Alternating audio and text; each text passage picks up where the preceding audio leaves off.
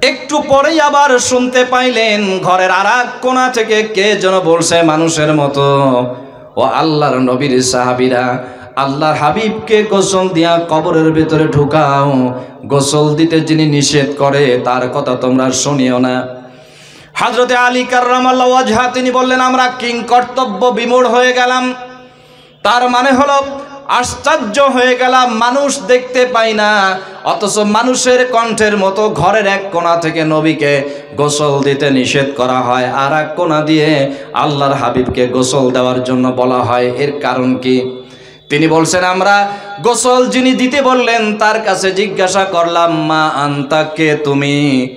আল্লাহর হাবিবকে গোসল দেওয়ার কথা তুমি বলছো কেন? আর যিনি গোসল দিতে নিষেধ করেছেন তারও বা পরিচয় কি?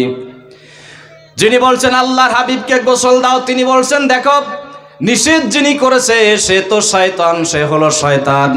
সারা জীবন নবীকে ধোঁকা দিতে পারে নাই, এটি অসম্ভব ছিল। আজকে আল্লাহর হাবিবকে বিনা গোসলে যেন কবরের ভেতরে ঢুকানো যায়, এই চেষ্টা আপনাদেরকে দিয়ে করছে। সুতরাং আল্লাহর হাবিবকে গোসল ছাড়া যেন আপনারা কবরে দিবেন না। আর আমার পরিচয় হলো, আমি খিজির আলাইহিস সালাম। আল্লাহ সুবহানাহু ওয়া তাআলা আজ প্যারে হাবিব সাল্লাল্লাহু আলাইহি ওয়াসাল্লামের জানাজায় হাজির হওয়ার জন্য আল্লাহ পাক আমাকে পাঠিয়েছেন। এই জন্য আল্লাহর হাবিবকে আপনারা গোসল দিয়া কবরের ভেতরে ঢুকিয়ে দেন। এই তথ্য আপনাদের সামনে এই কারণ উপস্থাপন করলাম, একটি ফার্স্ট ক্লাস কমন পয়েন্ট যেন আপনারা মনে রাখেন, একটি গুরুত্বপূর্ণ বিষয় যেন আপনাদের মনে থাকে। সেটা হলো আল্লাহর নবীর মতো মানুষকেও বিনা গোসলে কবরে দেওয়ার জন্য ধোঁকা দিয়েছে শয়তান। সেই শয়তানের খোঁচা থেকে আমরা বাঁচতে পারবো, এটাও তো সহজ ব্যাপার নয়। তবে বাঁচতে পারবো তখনই যখনই দেখবো আমার নফস, আমার আত্মা বলে গুনার কাজ করে আসো, তখন বুঝবো শয়তান আমাকে গ্রেফতার করে ফেলেছে। আর আমার আত্মা যখন বলে আজান হয় চল মসজিদে যাই, তখন মনে করব আল্লাহ পাক স্বয়ং তার কুদরতি কণ্ঠ দিয়ে আমারে ডাকে, সুবহানাল্লাহ। মানুষকে চিন্তা করতে হবে, আমি পৃথিবীতে আসলাম কেন, কেন আসছি, আমার কি কাজ ছিল এই পৃথিবীতে, আমার কাজ কি, আমি করি কি, এবং আমার জীবনের সব কিছুই কোনোভাবে রেকর্ড হচ্ছে কিনা, কেউ ধারণ করছে কিনা। আমাদের কি ধারণা, আমাদের জীবনের যা করি সবগুলি ধারণ করা হয় না? এই যে ক্যামেরাগুলি রাখা হয়েছে এখানে, আজকে অনেকগুলি ক্যামেরা ভিডিও ধারণ করছে, আমাদের ছবি তারা ধারণ করছে, শব্দ ধারণ করতেছে। মাহফিল শেষ হয়ে যাওয়ার পর এই ভিডিওগুলি চালু করলে আমরা এখানে কি বলেছি, কিভাবে বলেছি, প্যান্ডেলের দৃশ্য সব কিছুই দেখা যাবে না? অবশ্যই এগুলি দেখা যাবে। এই ক্যামেরাগুলি আবিষ্কার করার ব্রেন মানুষকে যে মহান আল্লাহ সুবহানাহু ওয়া তাআলা দিলেন, সেই আল্লাহ পাক কি আমার গোটা জিন্দেগির সব বিষয় পাই টু পাই হিসাব করে রেকর্ড করে রাখতে পারবেন না? অবশ্যই তিনি রেকর্ড করে রাখবেন। কিয়ামতে আমি পৃথিবীতে যা করেছি তার সবগুলি আমার সামনে ওপেন খুলে দেওয়া হবে। সুলতান মাহমুদ গজনবী রহমাতুল্লাহ আলাইহি তার জীবনী পড়েছিলাম। তিনি পৃথিবীতে 971 সালে জন্মগ্রহণ করেছিলেন এবং 1030 সালে তিনি ইন্তেকাল করেছিলেন। তিনি গজনীর সুলতান ছিলেন, আল্লাহর এক জবরদস্ত ওলি ছিলেন, তিনি আল্লাহর এক প্রিয় বান্দা ছিলেন। তার অভ্যাস ছিল মাত্র 27 বছর বয়সে তিনি রাষ্ট্র পরিচালনার দায়িত্ব হাতে নিয়েছিলেন।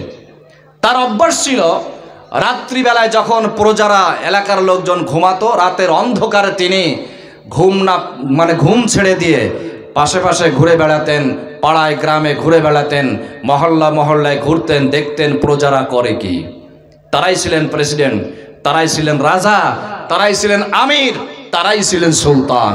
পাহারার কোনো প্রয়োজন হতো না তাদের। রাতের অন্ধকারে একা, কোনো সাথী নাই, কোনো আলো নাই, কোনো লাঠিও নাই হাতে, একা জনগণের অবস্থা দেখে বেড়াতেন তারা। এমন সুলতান ছিলেন, এমন রাষ্ট্রনায়ক ছিলেন তারা। তার কারণ ছিল তারা জনগণের নিরাপত্তা নিশ্চিত করতে পেরেছিলেন। এই জন্য আল্লাহ পাক তাদেরও নিশ্চিত নিরাপত্তা করেছিলেন আসমান থেকে।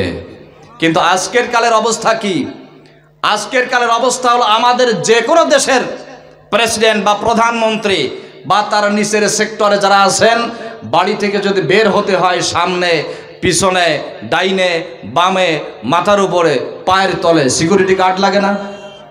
একেবারে পায়ের তলে সিকিউরিটি গার্ড। পায়ের তলে সিকিউরিটি গার্ড মানে এরকম কোনো জায়গায় তারা একটা প্রোগ্রাম করবেন, তা প্রোগ্রাম করার আগে এইখানে কেউ তাদেরকে হত্যা করার জন্য ক্ষতি করার জন্য কোনো কিছু পুঁতে রাখলো কিনা, কিছু সেট করে রাখলো কিনা এইটা পরীক্ষা করে দেখে না?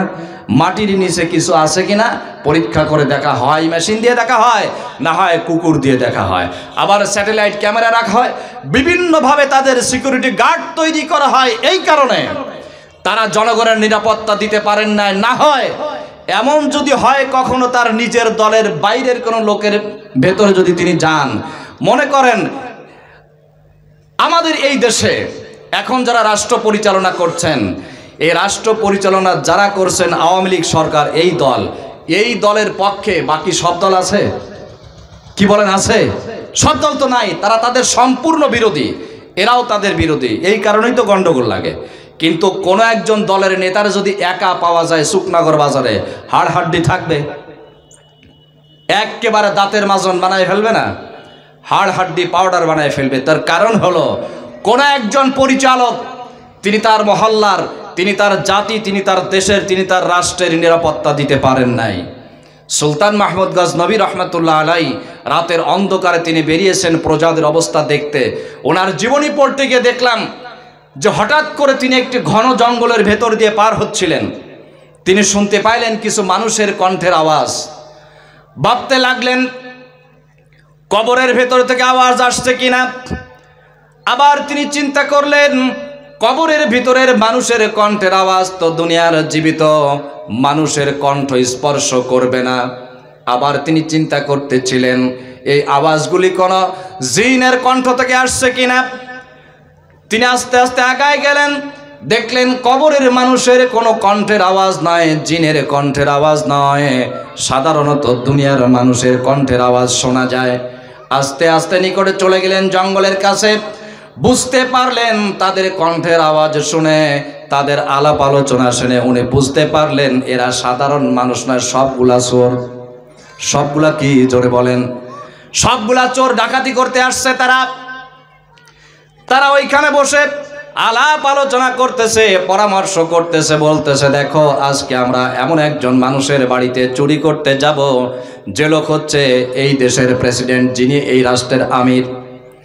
সারা জীবন যত চুরি করলাম আমরা, সেই সমস্ত চুরি ডাকাতি করার পর অর্থ কড়ি যা কামাই করেছি তা বাড়ি আনতে আনতেই শেষ হয়ে গিয়েছে। কিন্তু আজকে যদি এ রাষ্ট্রপ্রধান সুলতান মাহমুদের বাড়িতে ডাকাতি করে ফিরে যেতে পারি, মৃত্যু পর্যন্ত আর কোনো দিন চুরি করা লাগবে না। কথা বলেন ঠিক না?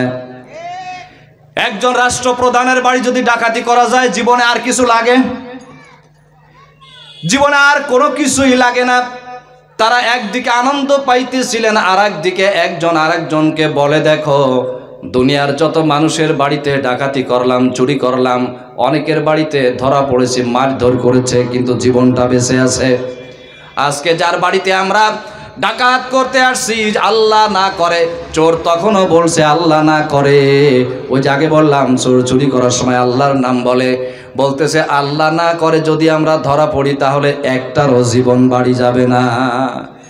আল্লাহ না করে যদি ধরা না পড়ে, যদি ধরা পড়ে যায় জীবন্ত অবস্থায় কেউ আমরা বাড়ি ফিরে যেতে পারবো না, কিন্তু চুরি না করেও বাড়িতে যাব না।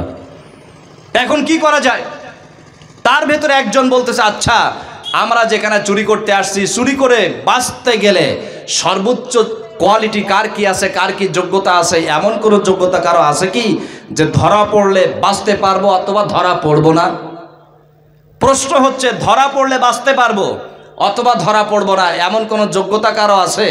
তাদের ভেতরে একজন বলতেছে আমার একটা যোগ্যতা আছে, সেটা হলো এই যে আমি যখন রাতের অন্ধকারে কোনো মানুষকে দেখি দিনের আলোতে তারে চিনতে পারি। তো বলতেছে একটা আশ্চর্য যোগ্যতা তোমার, একটা কোয়ালিটি, যে রাতের অন্ধকারে যারা দেখো দিনের আলোতে তারে চিনতে পারো। আরেকজন বলতেছে আমার একটা যোগ্যতা আছে, সেটা হলো এই যে আমি যখন কোনো মানুষের বাড়িতে চুরি করতে ঢুকি, সেই বাড়িতে যদি কোনো কুকুর থাকে পাহারাদার, কুকুর ঘেউ ঘেউ করে কি বলে আমি তা বুঝতে পারি। আশ্চর্য কথা না? বলছে কুত্তায় ঘেউ ঘেউ করে কি বলে আমি তা বুঝি, কুকুরের ভাষা আমি বুঝতে পারি। আরেকজন বলতেছে আমার একটা যোগ্যতা আছে, বলবো? বাকি লোকেরা বলছে হ্যাঁ বলবাই তো। বলছে আমার যে যোগ্যতা আছে সেটা হলো, আমি যখন কোনো মানুষের বাড়িতে ডাকাতি করতে ঢুকি, চতুর্দিকে যদি প্রাচীর থাকে, আমার কাছে একটা রশি আছে, এই রশিটা প্রাচীরের বাইরে ফেলে দিলে সেই রশিতে উঠে বহন করে আমি ভিতরে ঢুকতে পারি। রশিতে বহন করে ভিতরে ঢুকতে পারো, কারণ রশির মাথায় একটা আঠা লাগানো আছে, আংটা যেটা বলে, ওই আংটা ভিতরে গিয়ে এমন জায়গায় আটকায়, আমি টান দেই আর ভিতরে ঢুকে যায়। এই যোগ্যতা আমার আছে। যদি এই বাড়িতে ঢুকতে সমস্যা হয়, আমার রশি দিয়ে আমিও ঢুকতে পারবো, তোমরাও ঢুকতে পারবো, অসুবিধা নাই। আর একজন বলতেছে আমার একটা যোগ্যতা আছে, সেটা হলো বাড়ির ভিতরে ঢুকে কোন জায়গায় সম্পদ আছে বেশি তালাশ করা লাগবে না, উঠানের মাটি নাকে শুকলেই বলে দিতে পারি কোন জায়গায় সম্পদ আছে, আস্তে করে সহজে সেখান থেকে সম্পদগুলো চুরি করে নিয়ে যাওয়া যাবে। আর একজন বলতেছে নেওয়া তো যাবে, এখানে একটা জটলা আছে, একটা সমস্যা আছে, এই সমস্যার সমাধান তোমাদের কারো কাছে নেই, আমার কাছে আছে। বলছে কি সমস্যার সমাধান? বলছে সিন্ধুকের ভেতরে মনে করো সম্পদ রাখা আছে, এটা খুলতে হবে কেমনে? কয় তালা ভেঙে। তালা ভাঙলে তো মারপিট ছাড়া আর কোনো কিছু হবে না। বলছে আমার একটা যোগ্যতা আছে, আমি যদি সিন্ধুকে হাত রাখি অটোমেটিক তালা খুলে যায়, দরজায় হাত রাখি অটোমেটিক তালা খুলে যায়, প্রাচীরে হাত রাখি অটোমেটিক প্রাচীর ছিদ্র হয়ে যায়, সহজে চুরি করে নিয়ে বাড়ি আসি। তাহলে এইটার যোগ্যতা আরও ভালো না? এরা এই আলোচনা করতেছে। সুলতান মাহমুদ গজনবী রহমতুল্লাহ আলাই তিনি ভালো করে শুনলেন আর চিন্তা করলেন, আশ্চর্য ব্যাপার, এমন রোমান্টিক চোর, আশ্চর্য ডিজিটাল চোর জীবনে তো কোনোদিন দেখিনি, আমার বাড়িতে চুরি করে নিয়ে যাবে। তিনি চিন্তা করলেন এখন যদি এদেরকে আমি ধরি, এরা 4-5 জন আমার তো নাস্তানাবুদ করে ফেলাবে। তিনি বলতেছেন তোমরা কারা এখানে, আপনারা বলুন চোর থাকবে? আর চোরের সমস্ত আলাপ আলোচনা বন্ধ হয়ে গেল।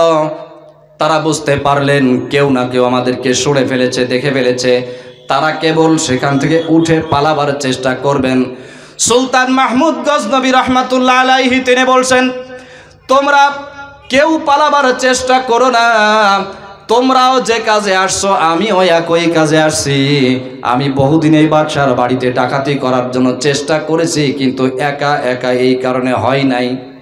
তোমরা যদি আমার সাথে নাও তাহলে একটা সুবিধা হবে, তবে কথা শোনো, তোমরা এই বাদশার বাড়িতে ডাকাতি করার জন্যে যার যে যোগ্যতা আছে বলেছো, কিন্তু কোন যোগ্যতা দিয়া বাদশার বাড়িতে যদি আটকা যাও বাঁচতে পারবে না, পারবে নাকি?